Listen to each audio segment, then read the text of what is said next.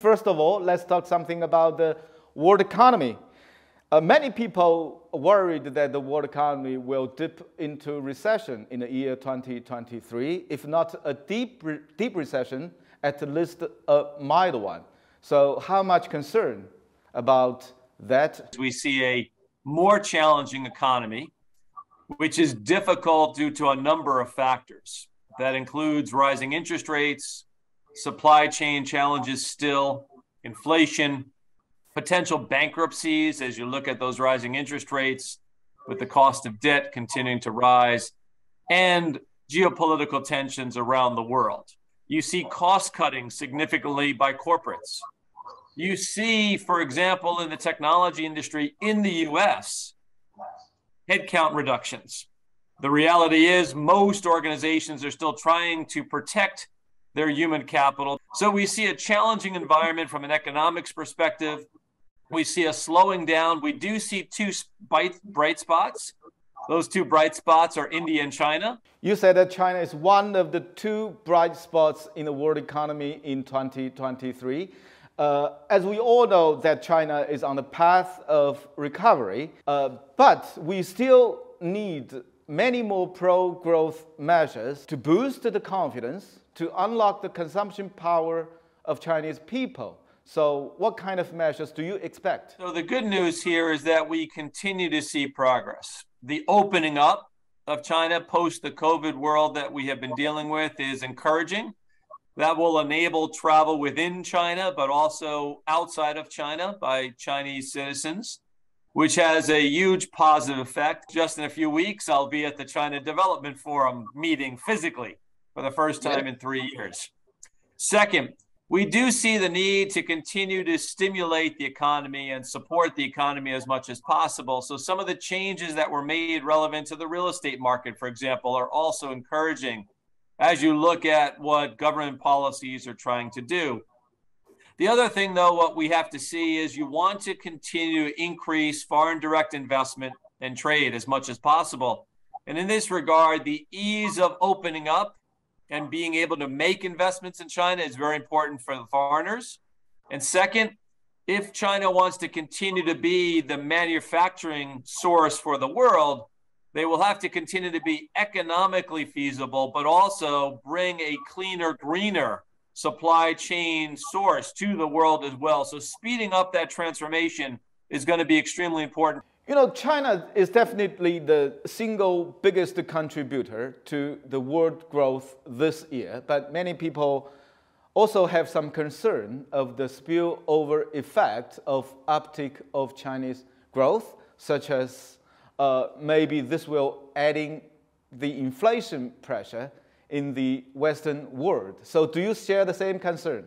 No, I don't think the concerns are the growth of China implicating the rest of the world. The reality is China's growth is good for the world because not only will it mean that there's more consumption within China, there's also investment and foreign investment from China to the rest of the world. I think the bigger thing is to say, how can China continue to its policies for opening up? And that's going to be equally as important as we look ahead here.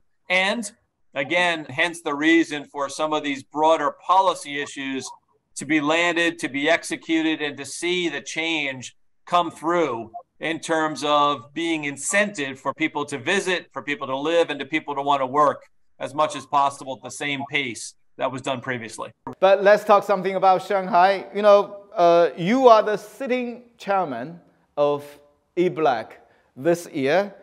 And eBlack, we all know that is a very important tool to bridge the city, Shanghai, to the international business community. And eBlack was born 30 years ago, maybe.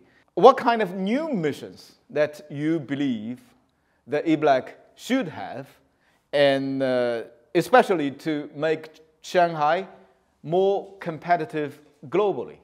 First off, PwC and myself are proud to be members of iBlack, and we've been supportive of that group for many years. The iBlack organization is great to provide advice, suggestions, and counsel in terms of how Shanghai and the surrounding region can continue to evolve. We see Shanghai as a gateway into China. It's an opportunity from others around the world to continue to invest to enable not only the growth of Shanghai, but also the growth of the country. You're right. Shanghai is the gateway for multinational companies to China, but that is not enough. Shanghai should do more to be more competitive, more attractive. And Shanghai is also doing that. Shanghai is improving its business environment. So the question is, in this regard, what do you think Shanghai should work on next? It's a very competitive world now, so you got to continue that innovation and scale that up as much as possible. Second, very specifically, is the green agenda. Shanghai as a region and a city can do more to speed up and maybe even accelerate the achievement of being greener when compared to the larger commitments that have been made by China overall. And third is going to be the issue of how do we create the right incentives and further advance the opportunity to, I'll call it, co-collaborate. What Shanghai can do here is actually be a convener to the rest of the world. And that's an opportunity for Shanghai to lead the way. We both know that we are living in a very complicated world in terms of geopolitical view. So China emphasis to adhere to multilateralism and high quality opening up. What is your expectation of China's next move? Yeah, first of all, let's be very clear. The world needs China and China needs the world. Our own CEO survey talks about China being a number one, number two, number three investment spot for the world from those outside of China. That's going to continue because China has the skills, it has the scale, it has the manufacturing capabilities, etc. So that is going to be important for it to sustain itself, but it's going to be a competitive world where other parts of the world now will be equally interested in actually gaining market share. So China will have to remain competitive, and that's going to be very important, which means you got to continue to drive change to be economically feasible, to have the right labor and skills to do that, to be able to speed up decision-making, both policy-making and corporate decision-making, and be agile to the changes that are happening, the things you can't control.